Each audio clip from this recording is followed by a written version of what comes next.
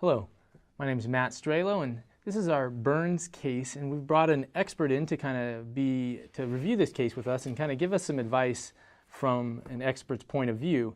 And we have Dr. David Spain with us today here. Hello. Thanks for coming, Dr. Spain. Dr. Spain is the Chief of Trauma and Acute Care Surgery at Stanford Hospital and also runs the fellowship, the Critical Care Surgical Fellowship, correct? Correct. All right. Well, thanks for coming in.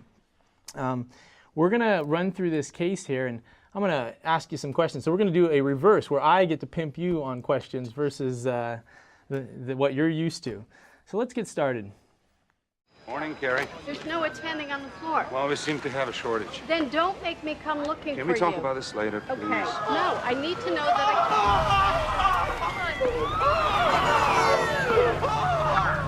Stop where you are. I need a gurney here! Wow, that's a pretty dramatic presentation. What's your initial impression of this patient?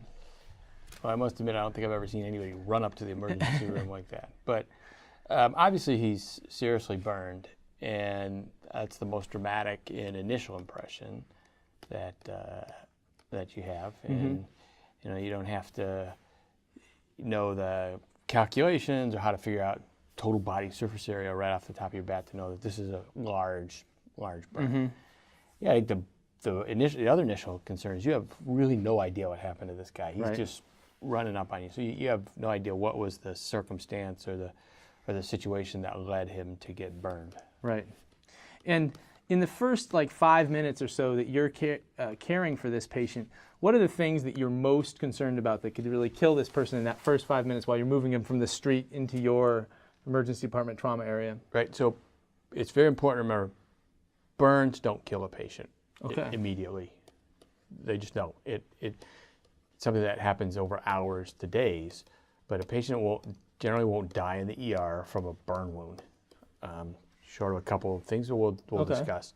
So if a patient but what they will die of is not having an airway. Okay. So if they've got an inhalation injury, they've got thermal injury, they're getting a swelling or edema, they'll die from not having an airway. Okay. They'll also die if they have other injuries. So it's important to remember that burn patients can also be trauma patients. So for all we know, this guy got burned, jumped out of a second-story window, and he's collapsed because he's got a ruptured spleen and he's bleeding. So those are the things I think really on initially that burn patients die from lack of an airway and maybe because they have other injuries. Yeah, so that's really good to know because this patient, like you said right off the bat, we didn't really know the situation. So we're going to be focusing on the airway, even though he's so dramatic from his burn. And then, was there other trauma or injuries? And you're probably not going to get a history, it doesn't look like, from this patient. Another, thing, a lot of times, you're the chief of trauma, and a lot of times we see either burn patients like this or other trauma patients present fairly dramatically, not always running across the street.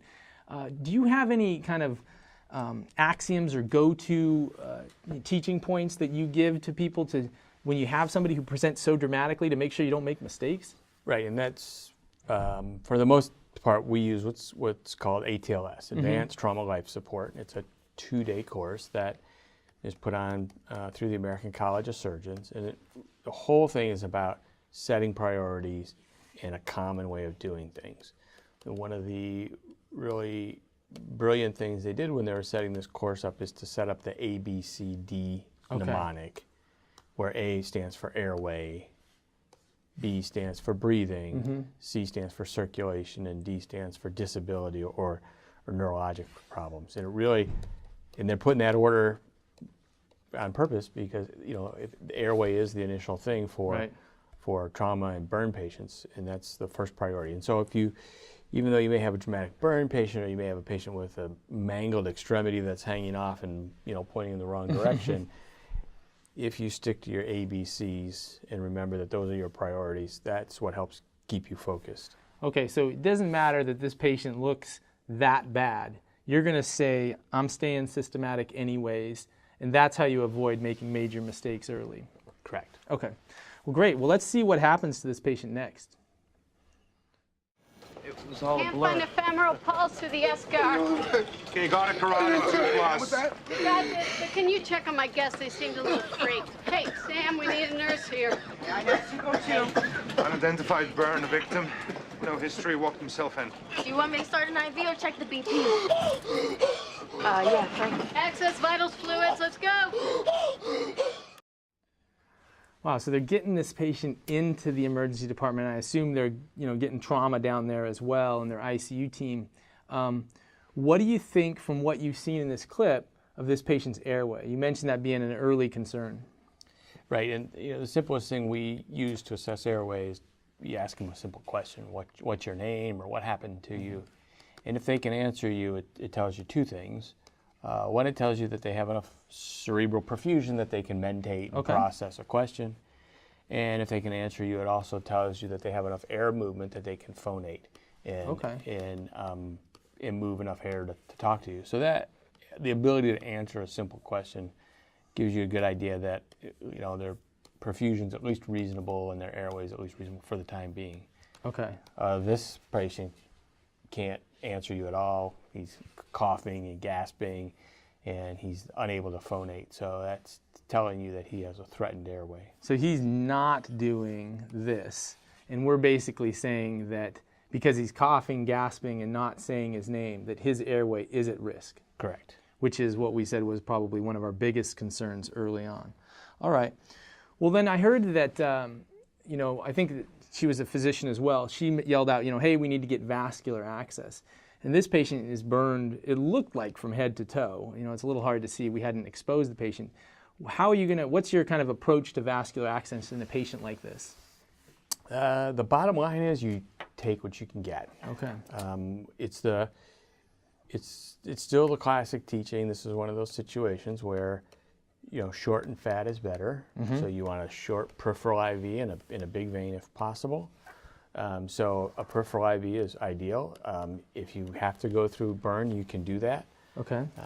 It's sometimes hard to see or palpate, and you may have to just take your best guess where the antecubital vein is. Right. And use your landmarks. But if you can get a peripheral IV, that's best if possible. But if you have to go through a burn, you go through a burn. Second after that would be central access. Okay. A femoral line is a possibility.